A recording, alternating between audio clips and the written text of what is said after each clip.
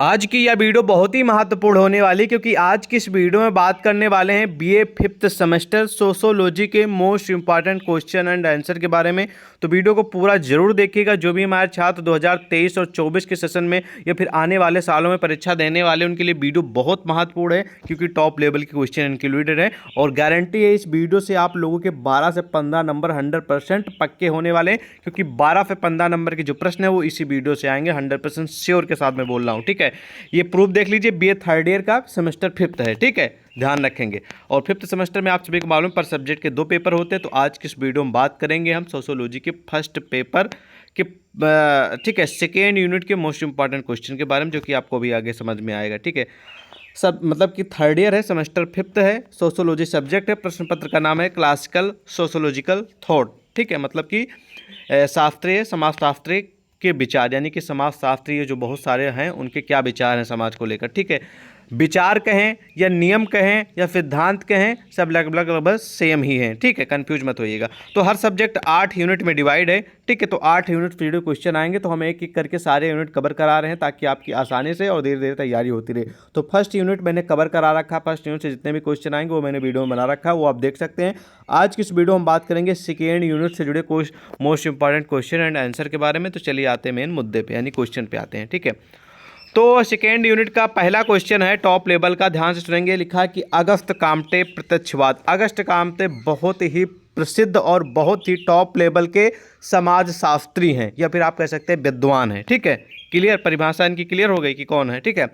आप जानते हैं इन्होंने प्रत्यक्षवाद को लेकर क्या बताया है कि प्रत्यक्षवाद क्या होता है, इनके बारे में क्या बताया इसके बारे में, तो चलिए जानते हैं। तो जो अगस्त काम्टे हैं, ठीक है, तो अगस्त काम्टे का प्रत्यक्षवाद धर्म एवं विज्ञान का समन्वय है। धर्म और विज्ञान का समन्वय का मतलब आप लोग समझ रहे हैं। तो धर्म और, ठीक है, विज्ञान का समन्वय है। समन्वय का मतलब होता है संयोग या फिर एक साथ। धर्म और विज्ञान का एक समन्वय मतलब कि संयोग है, ठीक है। काम्टे का दो प्रत्यक्षवाद है, ठीक है। वो जो धर्म है, धर्म का मतलब आप लोग पहले हम समझाते हैं, ठीक, क्लियर। धर्म और विज्ञान के बारे में थोड़ा समझिए पहले, ठीक है। बहुत ही महत्वपूर्ण प्रश्न है ये। प्रश्न आपकी परीक्षा में 5 से 6 नंबर का आएगा, पक्का है, ठीक है। तो धर्म और विज्ञान का समन्वय आवश्यक है, ठीक है, आवश्यक ही नहीं बल्कि अनिवार्य है। धर्म और विज्ञान का जो समन्वय है, संयोग है, ये आवश्यक ही नहीं है बल्कि अनिवार्य है। फर्क सिर्फ इतना है कि जहाँ धर्म आ जाता है, यानी कि जहाँ पर धर्म आ जाता है वहाँ विज्ञान की जो आवश्यकता है वो कम हो जाती है। किसकी कम हो जाती है? विज्ञान की आवश्यकता, जरूरत कम हो जाती है। और जहाँ विज्ञान की मात्रा बढ़ जाती है, यानी जहाँ पर विज्ञान की मात्रा बढ़ जाती है, ठीक है, वहाँ धर्म को उतना स्थान छोड़ना पड़ता है। मतलब कि तो थोड़ा सा स्थान है वो धर्म को छोड़ना पड़ता है, ठीक है। मनुष्य के लिए धर्म और विज्ञान दोनों अलग अलग स्तर पर आवश्यक हैं, ठीक है। मतलब जहाँ धर्म की जरूरत है वहाँ धर्म पे, और जहाँ विज्ञान की जरूरत है वहाँ पर विज्ञान, मतलब कि दोनों की आवश्यकता अलग अलग स्तर पर इंसान को पड़ती है, मनुष्य की, ठीक है। तो काम्टे का तो प्रत्यक्षवाद नियम है, प्रत्यक्षवाद है, ये धर्म एवं विज्ञान का संयोग और समन्वय है, ठीक है। काम्टे विज्ञान को साध्य नहीं अपितु अध्ययन एवं प्रगति का एक साधन मानता है। उसके अनुसार प्रत्यक्षवाद एक वैज्ञानिक सिद्धांत है। जो प्रत्यक्षवाद है एक वैज्ञानिक नियम है या फिर एक वैज्ञानिक सिद्धांत है या फिर विचार है, ठीक है। सिद्धांत को आप लोग विचार भी एक तरीके से कह सकते हैं, नियम भी कह सकते हैं, ठीक है। जिसका उद्देश्य संपूर्ण मानव समाज का भौतिक यानी कि फिजिकली, बौद्धिक मतलब कि माइंड से एवं नैतिक उत्थान तथा जन कल्याण में वृद्धि करना है, ठीक है। तो कुल मिला के जो, ठीक है, इनका वैज्ञानिक का जो सिद्धांत है काम्टे का, इनका यही उद्देश्य है कि जो संपूर्ण मानव समाज है इसका भौतिक रूप से, यानी कि, ठीक है, मतलब कि उसकी जो फाइनेंशियली हेल्प हो सके या फिर उसको स्ट्रॉन्ग किया जा सके उसको बातों से, ठीक है। और उसको फिजिकली मतलब कि एक तरीके से उसका अच्छा खासा मतलब कि शरीर करके, ठीक है, और अच्छे खासे उसके जो घर है उसको बना के, ठीक है, और उसको जो फाइनेंशियल चीज़ें उसकी जरूरत पूरा करके, और बौद्धिक यानी कि दिमाग वाली चीज़ें, ठीक है। तो इन सभी का जन कल्याण में वृद्धि करना ही इनका उद्देश्य है, ठीक है, क्लियर। अगला प्रश्न है कि काम्टे के बारे में आपको लिखना है कि काम्टे, अगस्त काम्टे विज्ञान का पदानुक्रम बताना है, यानी कि जो विज्ञान का पदानुक्रम मतलब कि स्टेप बाय स्टेप जो एक क्रम वाइज है उसके बारे में बताना, ठीक है। तो ध्यान से सुनेंगे। काम्टे कहते हैं, यानी कि अगस्त काम्टे कहते हैं कि खगोल विज्ञान सभी प्राकृतिक विज्ञानों में सबसे सामान्य और सरल पहले विकसित होता है। कौन सा? खगोल विज्ञान जो है सभी प्राकृतिक विज्ञानों में, यानी कि जो अलग जो विज्ञान, जैसे कि आपका ठीक है जीव विज्ञान हो गया, ठीक है जंतु विज्ञान हो गया, समाजशास्त्र विज्ञान हो गया, ठीक है और जितने भी विज्ञान हैं, ठीक है उन सभी में जो खगोल विज्ञान है, ठीक है ये सभी प्राकृतिक विज्ञानों में सबसे सामान्य और सरल पहले विकसित होता है। ठीक है, इसके बाद भौतिक, रसायन, जीव और अंत में समाजशास्त्र है। ठीक है, याद रखेंगे सबसे पहले खगोल है, उसके बाद स्टेप बाय स्टेप यानी कि पदानुक्रम मतलब पद के अनुसार। ठीक है, पहले खगोल है, फिर भौतिक है, फिर रसायन है, फिर जीव है और अंत में सबसे समाजशास्त्र है। इस बात को ध्यान रखेंगे, महत्वपूर्ण प्रश्न ये भी है। क्लियर। अगला प्रश्न है आपके यूनिट नंबर सेकेंड से कि विज्ञान के पदानुक्रम से आप क्या समझते हैं। आपने स्टेप बाय स्टेप पदानुक्रम के बारे में भी जाना कि पहले खगोल विज्ञान आएगा, फिर भौतिक विज्ञान आएगा, फिर रसायन, फिर जंतु, तो जितने भी आपने देखा। ठीक है, इसमें समाजशास्त्र है। अब यहाँ पर कह रहा है कि विज्ञान के पदानुक्रम जो है इसका मतलब क्या होता है। तो विज्ञान का पदानुक्रम 19वीं शताब्दी में अगस्त काम्टे जो कि प्रमुख समाजशास्त्री हैं, इनके द्वारा प्रतिपादित एक सिद्धांत था, यानी कि एक नियम था। ठीक है, यह सिद्धांत बताता है कि विज्ञान सबसे सरल और सबसे सामान्य वैज्ञानिक अनुशासन खगोल विज्ञान से शुरू होकर समय के साथ विकसित होता है, जो सकारात्मक चरण, ठीक है, काम्टे के 3 चरणों के कानून में 3 में से 1 तक पहुंचने वाला है। ठीक है, तो अभी हम यहाँ पर आपको काम्टे के 3 चरणों के बारे में भी बताएंगे, लेकिन इस तरह इन्होंने विज्ञान के पदानुक्रम के बारे में एक्सप्लेन किया है और बताया। तो इस प्रकार उत्तर आएगा, मतलब प्रश्न आएगा तो इसका उत्तर लिखेंगे। ठीक है, ये भी महत्वपूर्ण है। अब यहाँ पर भाई, यहाँ पर अब बात हुई थी यहाँ पर ना इनके काम्टे के 3 चरणों के बारे में। ठीक है, काम्टे के जो अगस्त काम्टे इनके 3 कानून के 3 चरणों के बारे में। ठीक है, और चाहे आप लोग 3 चरण कानून के हैं या फिर 3 स्तर नियम के हैं, सब एक ही है। ठीक है, समझ गए। 3 चरणों के कानून के हैं चाहे 3 स्तर के नियम के हैं, ठीक है, एक ही है दोनों का मतलब। ठीक है, ध्यान रखेंगे। अब अगस्त के 3 स्तरों के नियम के बारे में जानते हैं, यानी कि इनके जो कानून हैं उनके बारे में। ठीक है, तो समाजशास्त्र के जनक एवं प्रखर बौद्धिक क्षमता के धनी अगस्त काम्टे का 3 स्तरों का नियम, ध्यान से सुनेंगे, समाजशास्त्र के जनक भी हैं एवं बहुत ही दिमाग और क्षमता वाले, ठीक है, अगस्त काम्टे जी हैं। ठीक है, इनका क्या नाम है? Auguste Comte.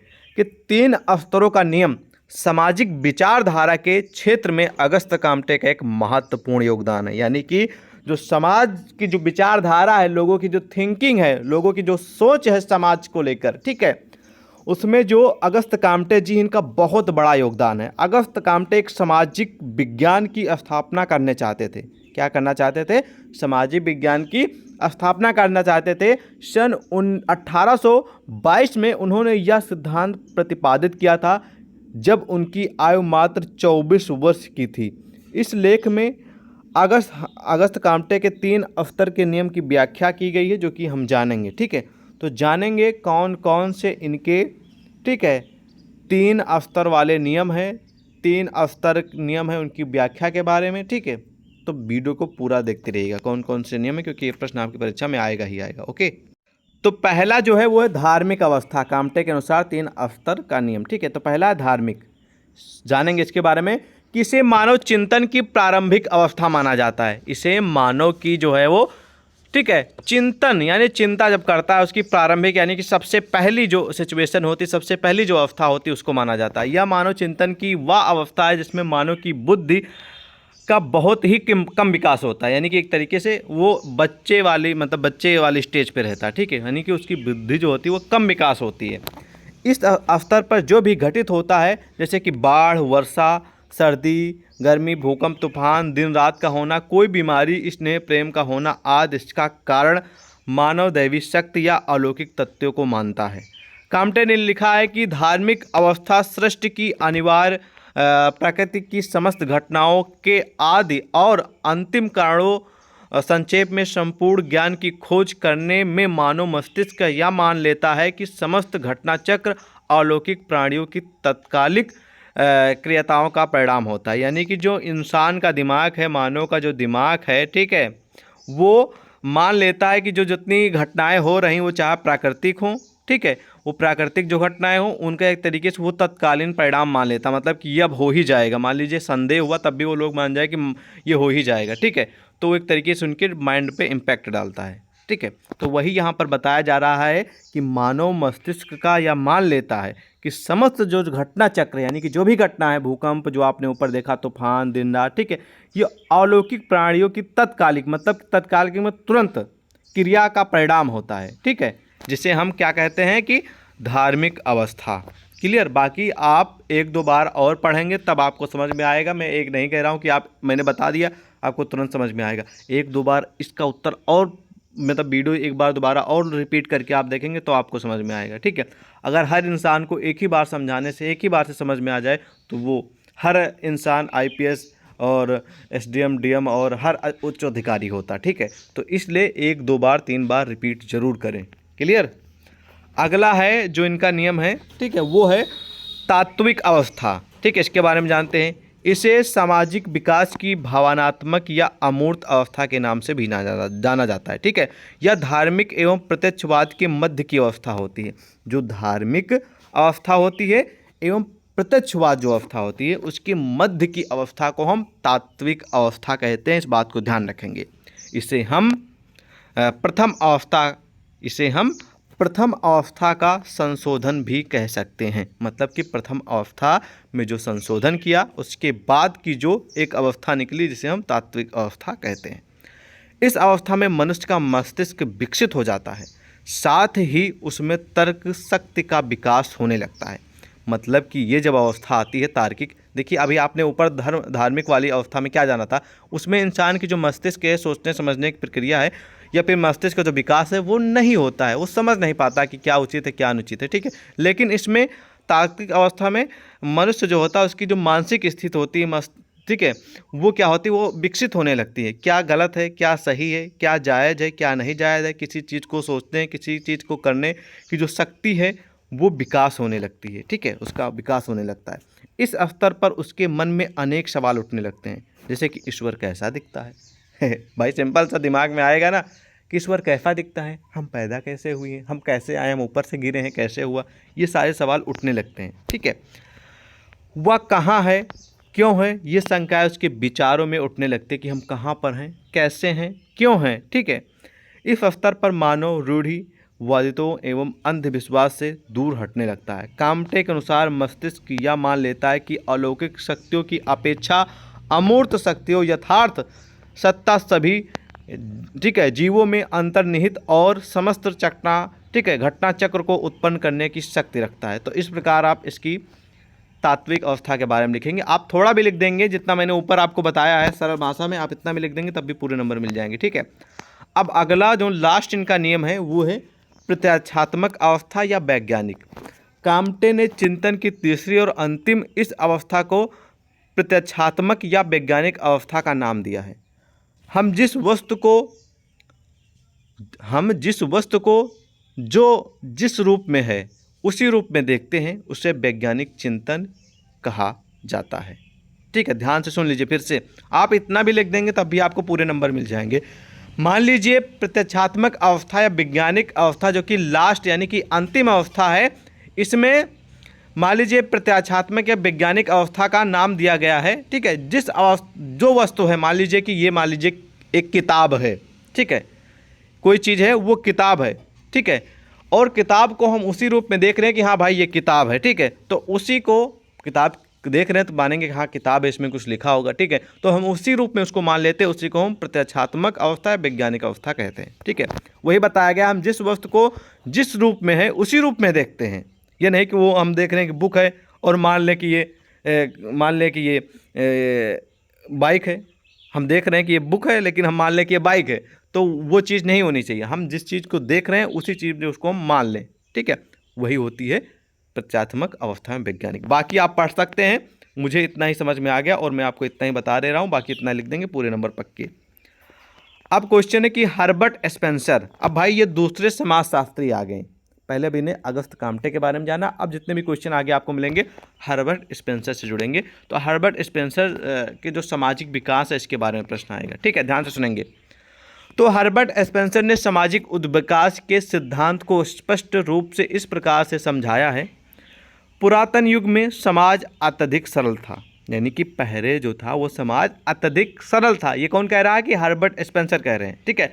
और इसकी विभिन्न इकाइयाँ, जो इसकी यूनिट थी, वो आपस में इस प्रकार मिली जुली थी कि उन्हें अलग नहीं किया जा सकता था।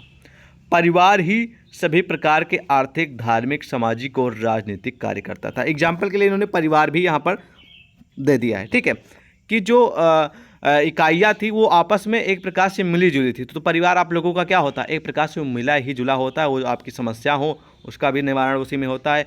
कोई राजनीतिक समस्या हो, कोई धार्मिक समस्या हो, कोई चीज़ की समस्या हो, तो वो सभी चीज़ को परिवार ही मैनेज करता है, ठीक है। इसलिए बताया गया है कि परिवार ही सभी प्रकार के आर्थिक, सामाजिक एवं राजनीतिक कार्य करता है। क्लियर? अगला है भाई, अब यहाँ पर अगला पॉइंट है कि जो हर्बर्ट स्पेंसर हैं, इनका जो विकासवाद का सिद्धांत यानी विकासवाद का जो नियम है उसके बारे में इन्होंने क्या कहा है, ठीक है। चलिए जानते हैं। जैसे शुरू करेंगे हम हर्बर्ट स्पेंसर के परिचय से कि हर्बर्ट स्पेंसर 1820 से 1903 एक ब्रिटिश दार्शनिक, वैज्ञानिक और समाजशास्त्री थे। दार्शनिक थे, वैज्ञानिक थे और समाजशास्त्री थे। कौन? हर्बर्ट स्पेंसर जी, ठीक है। वह 19वीं सदी के एक प्रसिद्ध सिद्धांतकार थे, विशेषकर सामाजिक डार्विनवाद और विकासवादी सिद्धांत के विषय में। किसके विषय में? सामाजिक डार्विनवाद और सामाजिक विकासवाद के सिद्धांत के या फिर नियम के विषय में ये दो थे। वो एक प्रकार के सिद्धांतकार थे और समाजशास्त्री थे, ठीक। सामाजिक डार्विनवाद और सामाजिक विकासवाद। क्लियर? चलिए अब बढ़ते हैं अगले पॉइंट पे। स्पेंसर मुख्य रूप से स्वशिक्षित थे, मतलब स्वयं से शिक्षा ग्रहण किए थे और उनकी विविध रुचियों ने उन्हें मनोविज्ञान से लेकर नैतिक, राजनीतिक, दर्शन और शिक्षा तक के विषयों पर लिखने के लिए प्रेरित किया। सामाजिक विकास का उनका सिद्धांत, जिसने प्रस्तावित किया है कि वह सभ्यताएं भेदभाव और एकीकरण की प्रक्रिया के माध्यम से आगे बढ़ती हैं, जिसमें सामाजिक संरचना के सरल रूपों से अधिक परिष्कृत रूप से उत्पन्न होते हैं, संभवतः उनका सबसे प्रसिद्ध योगदान है, ठीक है। जो इनके जो राजनीतिक है, मनोवैज्ञानिक है, इन सब क्षेत्रों में इन्होंने लिखना प्रारंभ किया, समझना प्रारंभ किया और समाज का विकास का जो सिद्धांत है उसमें प्रस्तावित करना प्रारंभ किया, ठीक है। ये सब इनका योगदान है, ठीक है। बेसिक सा परिचय रहा और आगे हम जानेंगे स्पेंसर के अनुसार सामाजिक डार्विनवाद क्या है इसके बारे में, ठीक। तो सामाजिक डार्विनवाद, ठीक है, हर्बर्ट स्पेंसर के अनुसार तो स्पेंसर का सबसे महत्वपूर्ण समाजशास्त्रीय सिद्धांत है जिसका नाम है सामाजिक डार्विनवाद। याद रखेंगे सामाजिक डार्विनवाद क्या है। तो सामाजिक डार्विनवाद हर्बर्ट स्पेंसर जो कि प्रमुख समाजशास्त्री हैं, इनका एक समाजशास्त्रीय सिद्धांत है, नियम है, जो 1896 में था, ठीक है। मतलब अभी भी लोग जानते हैं, पढ़ते हैं, लेकिन जो इन्होंने मतलब सिद्धांत बनाया था 1896 में, ठीक है। सामाजिक डार्विनवाद ने कहा है, मतलब जो इन्होंने सिद्धांत बनाया है उसका मतलब ये है कि कुछ नस्लें और जातियाँ, ठीक है, जातियाँ दूसरों से श्रेष्ठ हैं, उनके जीवित रहने की संभावना अधिक है और इस प्रकार मानव समाज में अनिवार्य रूप से अधिक शक्ति है।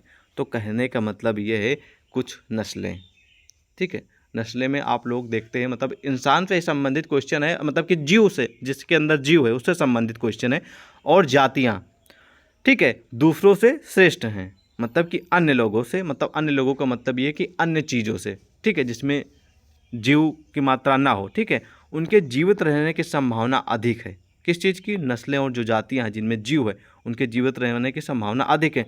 और इस प्रकार मानव समाज में, ठीक है, इस प्रकार जो मनुष्य का समाज है, ठीक है, उसमें अनिवार्य जो रूप है, ठीक है, अनिवार्य जरूरी रूप है, ठीक है, वो अधिक शक्ति है, मतलब जीवित रहने की जो प्रक्रिया है, संभावना है, वो सबसे अधिक और अनिवार्य रूप से अधिक शक्ति है, जिसको सामाजिक डार्विनवाद सिद्धांत में बताया गया है, ठीक है। और अच्छे से भी हम आपको इसमें आगे और भी समझाएंगे, और अच्छी अच्छी परिभाषाएं हैं इन्हीं के सामाजिक डार्विनवाद से जुड़ी जो कि बताएंगे भी, ठीक है।